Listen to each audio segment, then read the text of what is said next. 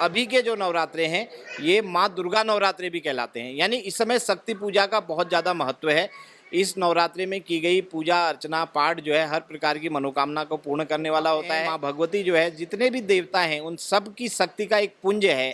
तो यहाँ पे जो है जो पूरी शक्ति आपने देखा होगा, जैसे हम भगवान शिव की पूजा करते हैं, अगर शिव में शक्ति ना हो तो शिव 100 बन जाता है। तो अभी ये जो तरह तरह की जो बीमारियां हैं, कई अभी भी समाज में आप देख रहे हैं लोगों को बुखार आ रहे हैं, तरह तरह की बीमारियां हैं, जो तरह तरह के जो हमारे शरीर में जो रोगाणु कीटाणु पैदा हो जाते हैं। तो ये नवरात्रि का अनुष्ठान जो है ये इन सबको भी खत्म करता है। देखिए, नवरात्रे साल में 2 बार आते हैं और वैसे तो 4 बार होते हैं। 2 गुप्त नवरात्रे हैं और 2 प्रचलन में हैं। और अपने घर में जब हम दुर्गा सप्तशती का पाठ कराते हैं तो इसका भी बहुत ज़्यादा महत्व है और हमारी हर प्रकार की मनोकामनाएं पूरी। इदं त्रिगुणात्मकं नारिकेल फलं शुभपूर्ण फल प्राप्त्यर्थम धातुमहं संप्रदते। बोलो भद्रकाली मैया की। तो आप सभी लोगों को शारदीय नवरात्रों की खूब खूब बधाइयाँ और शुभकामनाएं।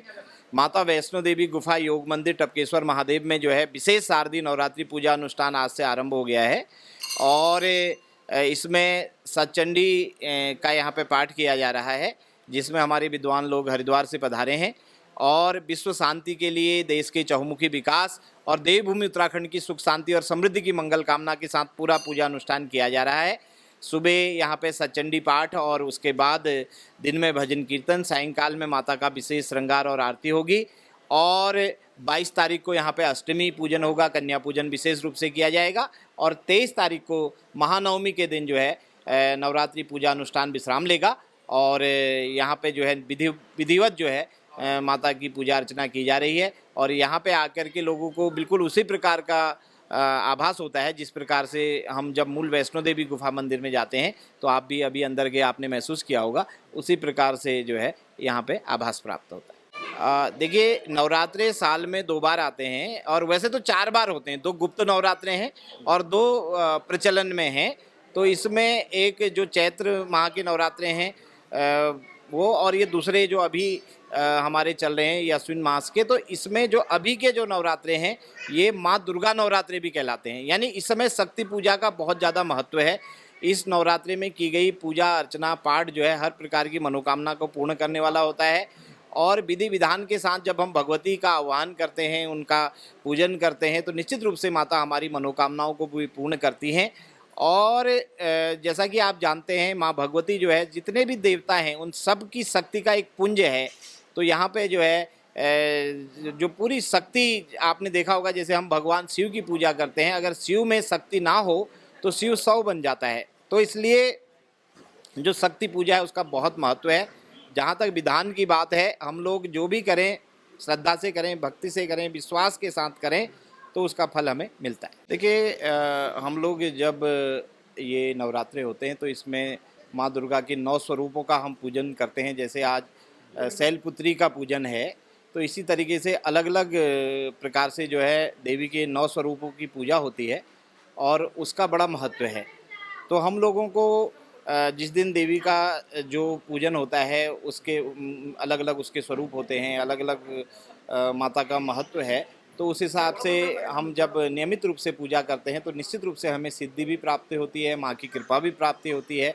और इसमें दुर्गा सप्तशती के पाठ का बहुत महत्व है। अगर हम यो तो अगर नियमित रूप से दुर्गा सप्तशती का पाठ करें तो बहुत ज़्यादा महत्व है, लेकिन अगर किसी कारण से हम नियमित नहीं कर पाते हैं तो हम लोग अगर नवरात्रों में ये पाठ करते तो इसका बहुत महत्व है। अगर किसी कारण से हम जो है रोज़ एक पाठ नहीं कर पाते हैं तो कम से कम पूरी नवरात्रि में हमें दुर्गा सप्तशती का अगर हम एक पाठ भी कर लेते हैं तो उसका भी बहुत ज़्यादा महत्व है। जिनके पास मान लीजिए किसी कारण से समय का अभाव है और अगर किसी कारण से हम लोग नहीं कर पाते हैं तो विद्वान ब्राह्मणों के द्वारा अपने घर में जब हम दुर्गा सप्तशती का पाठ कराते हैं तो इसका भी बहुत ज़्यादा महत्व है और हमारी हर प्रकार की मनोकामनाएं पूर्ण होती हैं, माता रानी की कृपा दृष्टि प्राप्त होती है।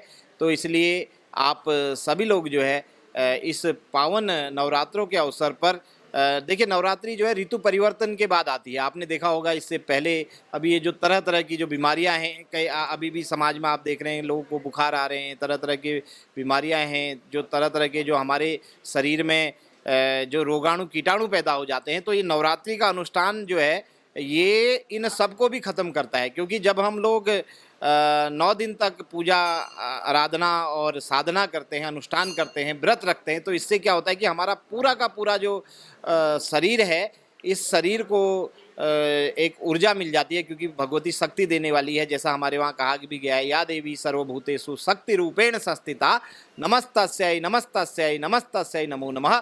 तो माँ भगवती जो है शक्ति प्रदान करने वाली देवी हैं, तो उनके द्वारा जो है हमको एक शक्ति मिलती है और भक्ति के द्वारा ही शक्ति प्राप्त हो सकती है। तो हम लोग शक्ति प्राप्त करना चाहते हैं तो हमें भक्ति करनी पड़ेगी, श्रद्धा हमारे अंदर होनी चाहिए, क्योंकि श्रद्धा, भक्ति और विश्वास के द्वारा ही भगवती की कृपा हमको प्राप्त होती है। देखिए, जहाँ तक व्रत का प्रश्न है, अपनी शरीर की क्षमता के अनुसार हमें व्रत लेना चाहिए।